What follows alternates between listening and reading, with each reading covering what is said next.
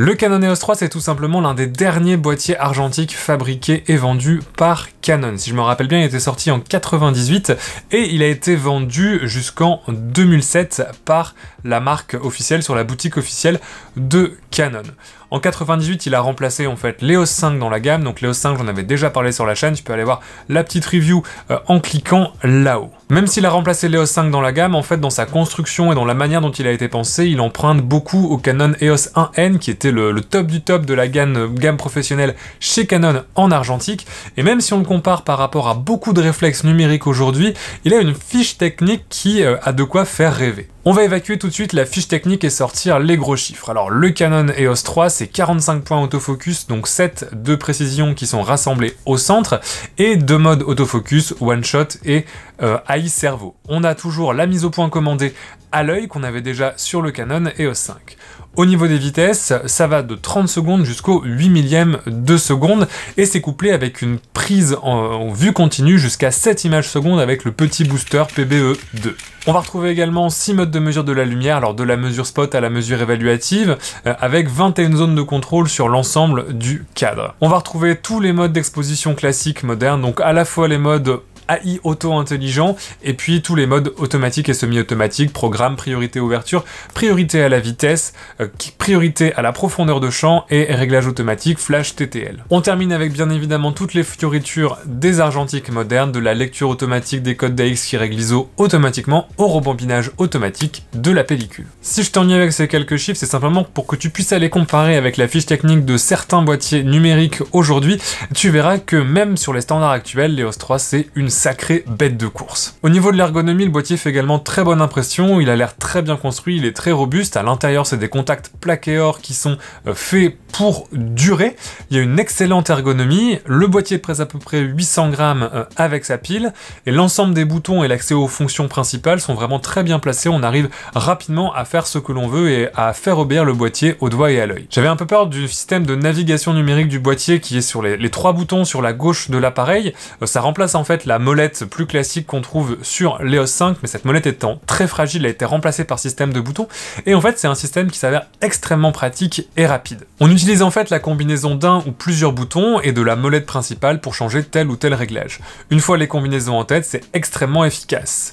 Les réglages habituels comme le changement de mode se font avec un seul bouton et de fait de tourner la molette principale, et les fonctions plus exotiques demandent de presser 2 boutons et de bouger la molette principale.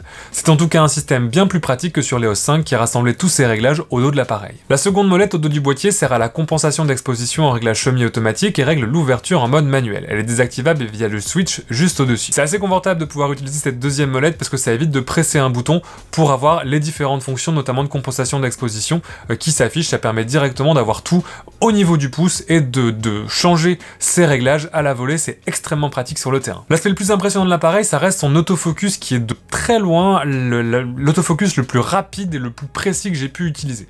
Même mode tout automatique quand on sélectionne l'ensemble des 45 collimateurs autofocus, dans 95% des cas, il choisit le bon sujet à mettre au point et c'est extrêmement rapide et extrêmement fiable et précis.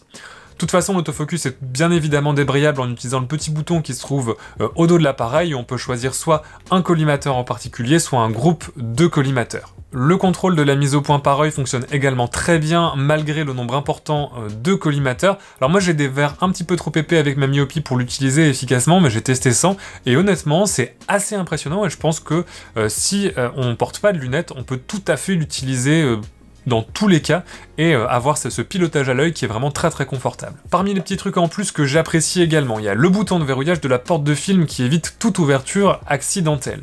Le viseur qui est grand et confortable et qui affiche tous les réglages, même la compensation d'exposition, le nombre de vues restantes. La prise synchro flash et la prise télécommande qui sont bien pratiques pour le studio. Et bien évidemment la compatibilité avec toutes les lentilles en monture EF de la gamme Canon, ce qui fait quand même un range d'objectifs qui est assez démentiel. Au final, l'EOS 3 c'est un des boîtiers les plus performants que tu pourras trouver si tu es sur le marché pour un appareil photo argentique. Alors effectivement, il n'a pas le charme ou le côté esthétique d'un ancien Canon A1 ou d'un Nikon FF2, mais si tu cherches simplement un appareil efficace qui va faire le job dans toute situation, c'est pas la peine de chercher plus loin, c'est vraiment un appareil parfait. Il y a 2 reproches que j'aurais à lui faire, c'est l'aspect extérieur qui est un petit peu plastique, mais qui est quand même de meilleure facture que sur le Canon EOS 5, il y a quand même un point d'amélioration, et le bruit de l'obturateur qui par contre est assez présent. C'est dû à son mode de vitesse qui est vraiment impressionnant, mais qui aujourd'hui est plus forcément utile en argentique. On va plus forcément faire 7 images par seconde parce que ça cramerait beaucoup trop de films, et pour le coup c'est un obturateur qui est un petit peu plus bruyant que sur son prédécesseur chez l'EOS 5. De mon côté, j'ai eu la chance de récupérer mon EOS 3 pour moins de 100 € avec sa boîte, sa notice, son bon de garantie et même le booster PBE2 que j'utilise pas vraiment, parce que ça fait de l'appareil un peu un monstre de poids.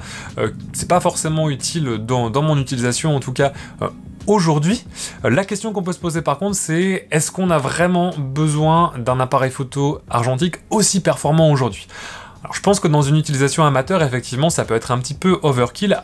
Mais pour tout projet un petit peu plus sérieux, si tu dois avoir une utilisation plus professionnelle, ou même si tu es un étudiant très exigeant et que tu veux vraiment avoir un contrôle le plus possible sur ton image, c'est vraiment un boîtier que si tu trouves dans la gamme de 100, 150 et jusqu'à 200 €, ça reste un boîtier qui est excellentissime et je pense que tu ne peux pas vraiment avoir mieux en termes d'efficacité aujourd'hui. J'espère que cette petite review du Canon EOS 3 t'aura plu. De mon côté, j'ai vraiment été convaincu par le boîtier, je l'ai utilisé tout l'été pour mes mariages en argentique et combiné avec un 24-70L, c'est vraiment une qualité d'image impressionnante. Tu auras quelques images dans la galerie à la fin de cette vidéo pour te rendre compte de la qualité d'image qu'on peut avoir avec un appareil photo argentique de ce genre. Si la vidéo t'a plu, tu peux lâcher un petit pouce sur la vidéo, tu peux également me dire ce que tu en as pensé en commentaire, et si tu veux voir plus de vidéos comme celle-là, tu peux aller t'abonner à la chaîne pour plus de vidéos. Moi je te souhaite de faire de bonnes photos, quel que soit l'appareil photo que tu as en main,